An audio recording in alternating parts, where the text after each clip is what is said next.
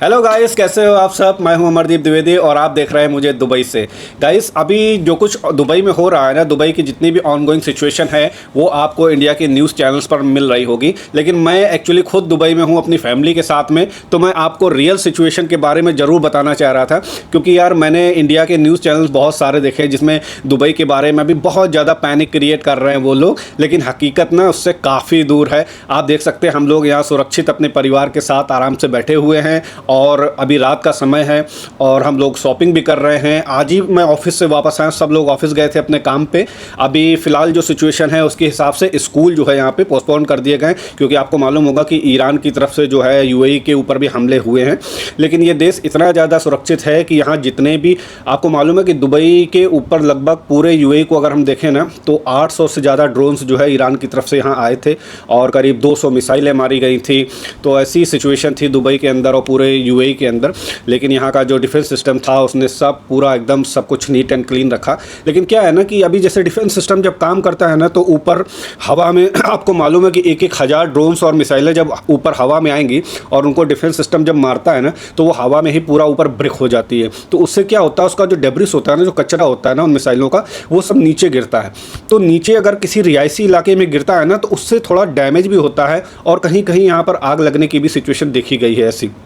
लेकिन नुकसान जो है ना वो एकदम मिनिमम है, कोई ज़्यादा नुकसान नहीं हुआ है। मैंने कुछ वीडियोस वगैरह देखे हैं, इंडिया के न्यूज़ चैनल पर दिखा रहे हैं कि बुर्ज खलीफा के ऊपर अटैक, हाँ बुर्ज खलीफा के ऊपर अटैक कर दिया है, बुर्ज अल अरब के ऊपर अटैक कर दिया है।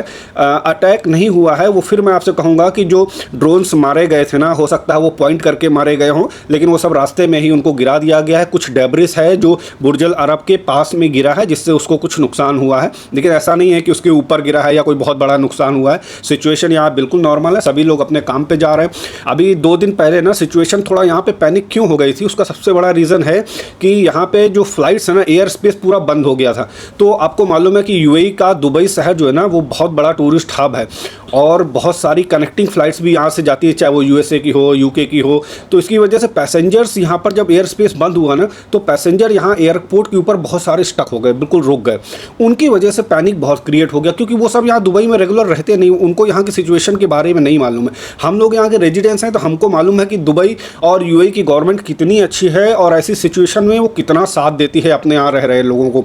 मतलब नो डाउट इतनी अच्छी गवर्नमेंट पूरी दुनिया में आपको ढूंढने से भी नहीं मिलेगी।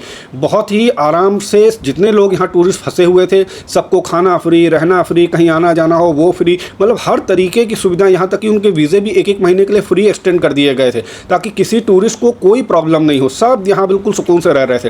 लेकिन ये है ना कि जो बाहर के लोग यहाँ आते हैं ना उनमें थोड़ा पैनिक हो जाता है और इंडिया के न्यूज़ चैनल में भी बहुत उसको बढ़ा चढ़ा के दिखा रहे थे। इसकी वजह से जो इंडिया में लोग रहते हैं, जैसे मेरे पेरेंट्स भी बहुत डर गए थे, कई बार मुझे फ़ोन किया, मैसेज किए कि क्या हो गया, कैसी सिचुएशन है। ऐसा इतना कुछ घबराने की ज़रूरत नहीं है, सब कुछ यहाँ सही है।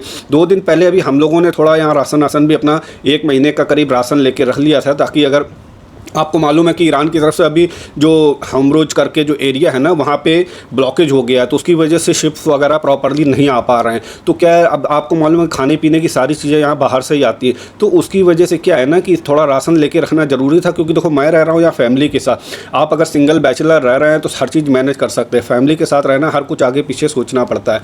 और सबसे पहले मैं ना अपने उन सभी लोगों को बहुत बहुत धन्यवाद देना चाहता हूँ जिन्होंने मुझे ऐसी सिचुएशन में इंडिया से मैसेज किए, कॉल किए कि भाई आप कैसे हो, दोस्त आप कैसे हो। उनका शुक्रिया तहे दिल से कि आपने हमारी कम से कम खबर तो ली कि हम लोग कैसे। और आप लोग बिल्कुल घबराइए नहीं, जो भी ऑनगोइंग सिचुएशन होगी तो उसके बारे में हम लोग आपको ज़रूर बताएंगे।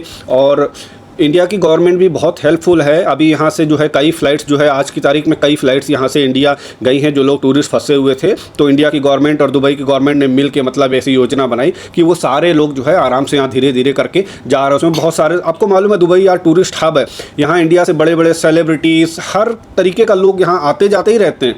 तो कोई भी ऐसी सिचुएशन होती है ना तो जाहिर सी बात है कि उनका थोड़ा यहाँ पे स्टक तो हो ही जाएंगे। लेकिन अभी जो है आज ही की खबर है कि मतलब यहाँ से फ़्लाइटें धीरे धीरे ओमान के रास्ते जो है जा रही हैं, ताकि यहाँ लोग ज़्यादा पैनिक ना हो, परेशान ना हो। तो प्लीज़ आप लोगों से बस एक ही हाथ जोड़ के विनती है कि यार फेक न्यूज़ कोई भी ना स्प्रेड करें। और प्लीज़ जो लोग दुबई के बारे में नेगेटिव वीडियोस को, न्यूज़ को लाइक कर रहे हैं, शेयर कर रहे हैं, उनसे मेरा हाथ जोड़ के निवेदन है कि प्लीज़ आप ऐसा ना करें। आप दुबई में रहते नहीं हैं, आप दुबई के बारे में शायद इतना कुछ नहीं जानते हैं जितना हम लोग जानते हैं। ये शहर बहुत अच्छा है, ये पूरी कंट्री आप अगर एक बार यहाँ रहने लगोगे ना तो आपको इस कंट्री से इतना प्यार हो जाएगा कि आप कभी भी इसके बारे में गलत नहीं सोचोगे। तो प्लीज़ कोई भी फेक न्यूज़ हो या इस तरीके की कोई न्यूज़ हो तो उसे स्प्रेड ना करें, दुबई का या यूएई का नाम ख़राब ना करें। ये बहुत प्यारी कंट्री है और कभी भी किसी भी रिलीजन के बेस पर किसी के साथ यहाँ भेदभाव नहीं होता है। कंट्री यहाँ तक कि ईरान के साथ इतना बड़ा लफड़ा होने के बाद भी यहाँ बहुत सारे लाखों की तादाद में ईरानी रहते हैं, सब सेफ़ हैं, यहाँ कोई नहीं, सब बड़ा मिलजुल कर और प्यार से यहाँ रहते हैं। नफ़रत के लिए यहाँ पर कोई जगह नहीं है। तो यहाँ लोकल में भी अगर कोई मेरा वीडियो देख रहा है तो प्लीज़ उनसे भी हाथ जोड़ कर निवेदन है कि यूएई के साथ गद्दारी ना करें। आपकी ये कर्म भूमि है, यहाँ आप कमाते हैं, खाते हैं अपने परिवार के लिए, अपना आपका परिवार भी यहीं के थ्रू चल रहा है। तो इसकी वजह से आप इस कंट्री को प्यार करें, इसके बारे में जो फेक न्यूज़ हैं उसे ना फैलाएं और यूएई गवर्नमेंट हमेशा से आपके साथ रहेगी। तो गाइस जैसे भी सिचुएशन होगी नेक्स्ट वीडियो में आपको मैं बताऊँगा। अभी सब कुछ नॉर्मल है, कोई इतना पैनिक होने की ज़रूरत नहीं है। मिलते हैं नेक्स्ट वीडियो में, तब तक के लिए बाय, टेक केयर।